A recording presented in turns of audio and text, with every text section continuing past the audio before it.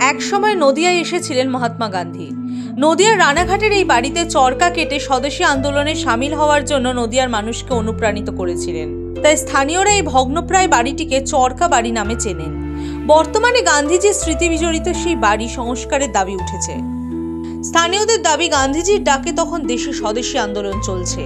বিদেশি জিনিসপত্রের ব্যবহার ছেড়ে দেশের মানুষকে মোটা কাপড় হাতে তুলে নেওয়ার আহ্বান জানাচ্ছেন মহাত্মা। ঠিক এই সময় গান্ধীজি রানাঘাটের আনুলিয়া গ্রামে এসেছিলেন। বেশ কয়েকদিন এই বাড়িতে থেকেও ছিলেন তিনি। সেখানে বসে চরকায় সুতো কাটতেন। এই ঘটনার পর থেকে অম্বর চারকা বা চরকা বাড়ি নামে পরিচিত হয় এই বাড়ি। স্থানীয় সূত্রে জানা যায়, 2 বিঘা জায়গার ওপর গড়ে ওঠা এই বাড়ির মালিক ছিলেন কার্তিক চট্টোপাধ্যায়। তার 2 ছেলে দেবপ্রসাদ ও নির্মল চট্টোপাধ্যায়।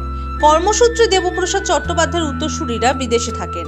নির্মল চট্টোপাধ্যায়ের ছেলে ইন্দ্রনীল বাড়িটিকে সংস্কার করার চেষ্টা করেছিলেন, কিন্তু শরিকি বাড়ি হওয়ায় বহু অসুবিধার মধ্যে পড়তে হয়েছিল তাকে। ফলে দিনের পর দিন ধ্বংসস্তূপে পরিণত হচ্ছে এই বিখ্যাত বাড়ি। মাঝে মধ্যে অনেকেই আসেন বাড়িতে। বাড়ির বর্তমান পরিস্থিতি নিয়ে তারাও খুব হতাশ। তারাও সংস্কারের দাবি তুলেছেন।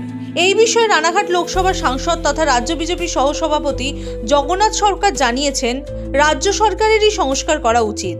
যদি আর্থিক কারণে না পারে, কেন্দ্রের কাছে আবেদন করলে সমর্থন থাকবে।